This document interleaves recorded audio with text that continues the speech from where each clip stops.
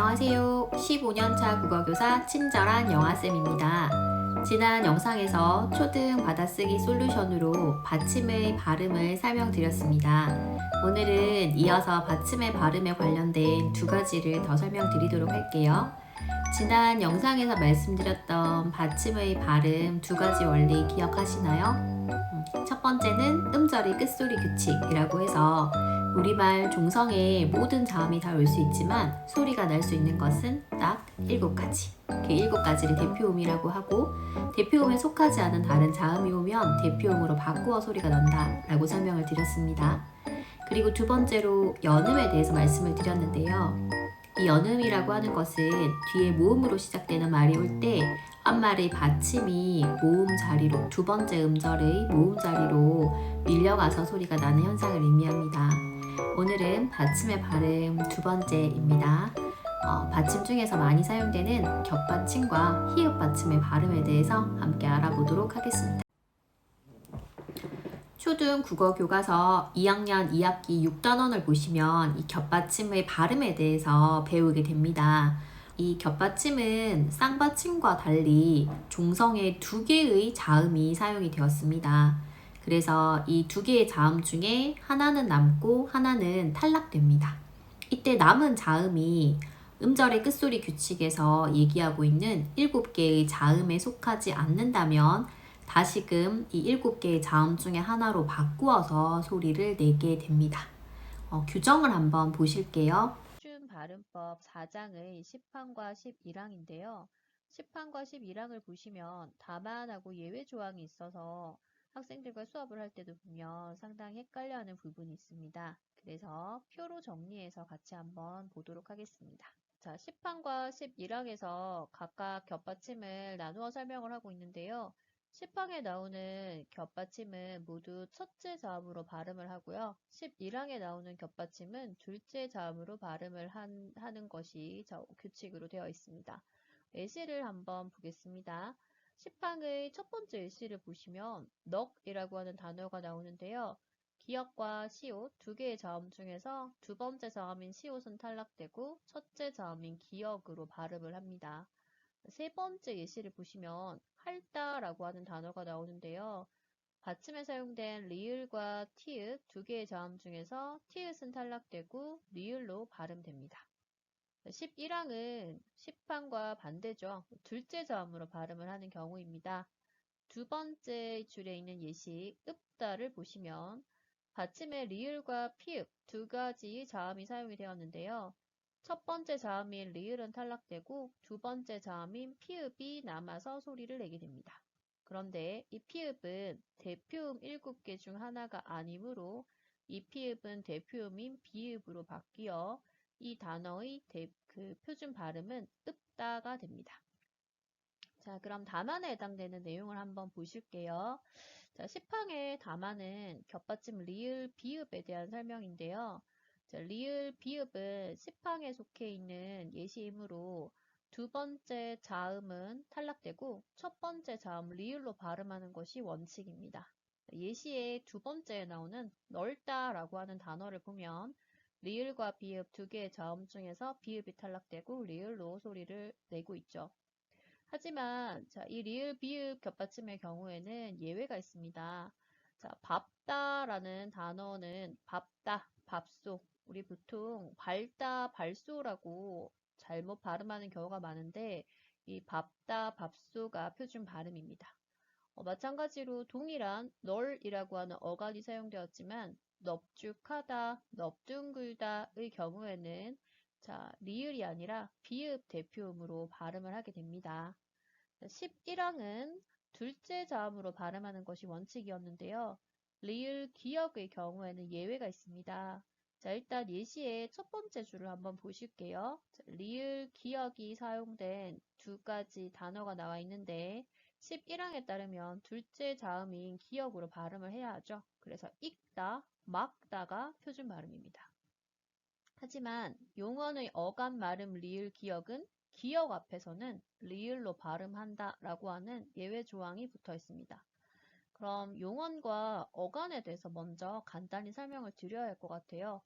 용언이라고 함은 동사나 형용사처럼 우리말의 서술어 자리에 올 수 있는 말을 의미합니다. 이 동사나 형용사는 읽다, 읽고처럼 활용할 때, 형태를 달리할 때 변화하는 부분과 변화하지 않는 부분으로 나눌 수가 있는데, 변화하지 않는 부분, 읽다, 읽고의 경우에는 읽이라는 부분이 여기에 해당이 되겠죠.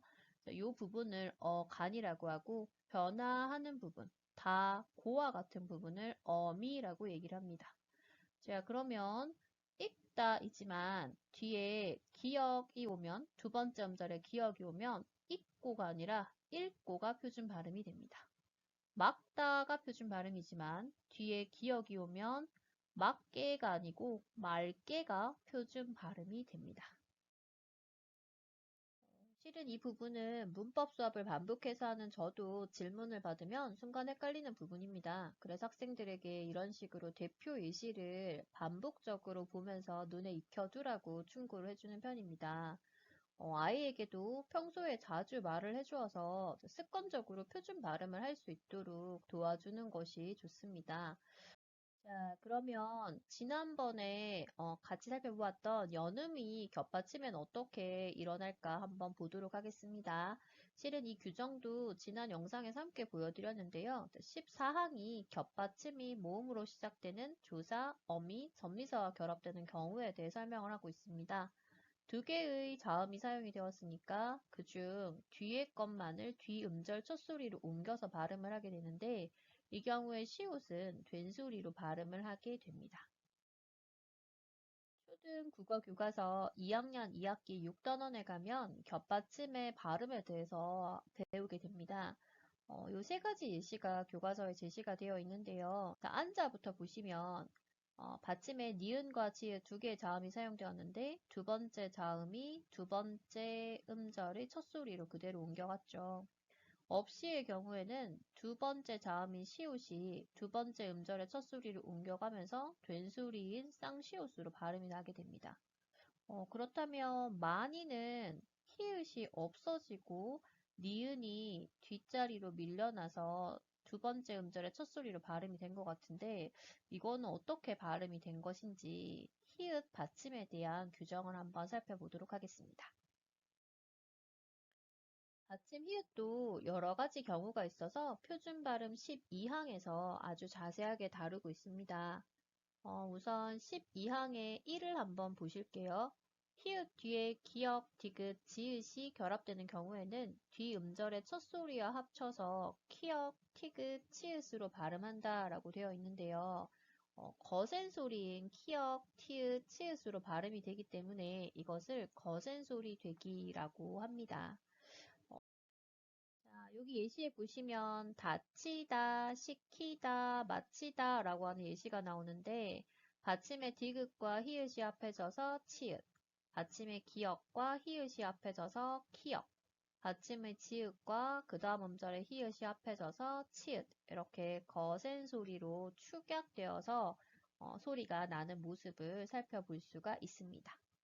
아이들에게도 축약이라고 하는 원리를 설명해 주시면 아이들이 좀 더 이해가 쉬울 겁니다.